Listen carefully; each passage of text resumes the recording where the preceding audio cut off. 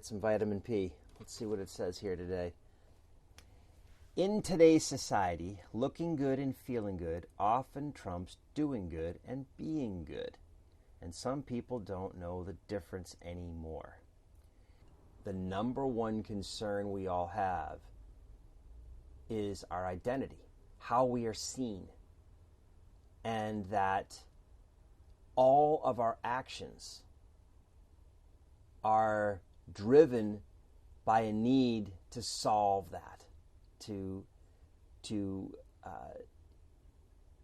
be seen as important, to be seen as valuable, right? And there are a lot of,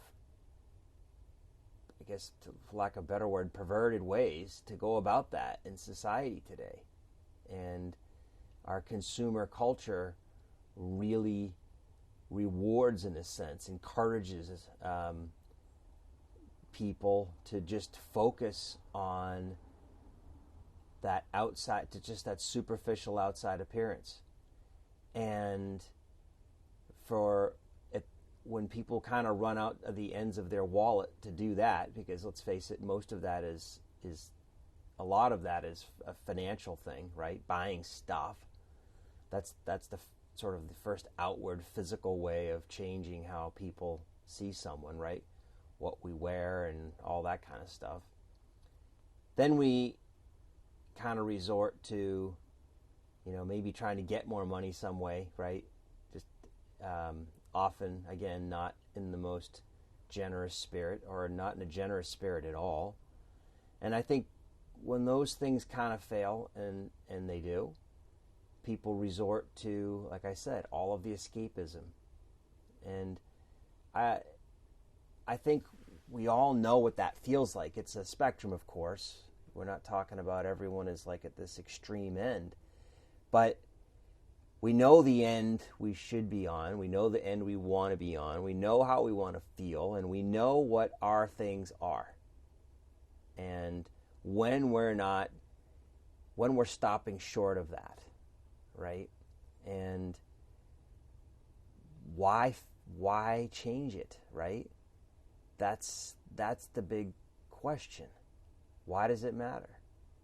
And that's where God and the Bible come in. It matters because we are accountable. There's a life after this life, and it's a lot longer than this one. It's eternity. It's not, whatever the statistical average is of 78 or something like, or 80 years or whatever. It's eternity. It makes all the things we're going through not that relevant, right, in the bigger scheme of things. So this whole bit about how do we all live a great life here and now on earth before the next life. And the way that we do it is by giving to others. And what we give to others is unique to each of us. And how we give it to others is unique to each of us. And I'm going to be thinking about that a lot today, and I want you to think about it too. What are you doing to look and feel good, right? What are you doing?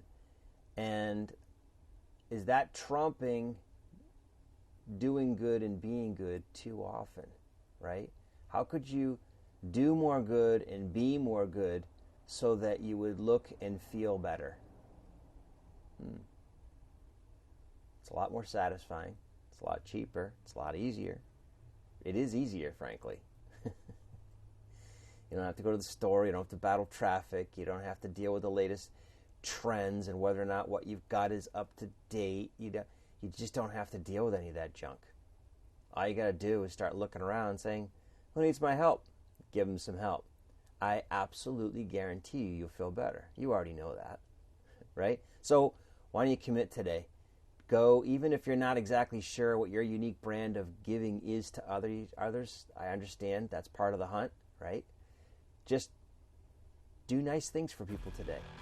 See how many you can do, and let me know how it goes.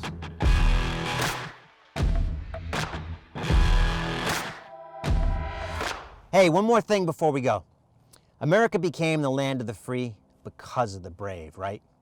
Unfortunately, Decades of comfort have eroded our courage and our freedom. So what are we going to do about it? I say we hunt for purpose. Hunting for purpose is all about forging purposeful adults for God. Hunting for purpose is what God calls us to do. And it turns out it's the only life strategy that actually works.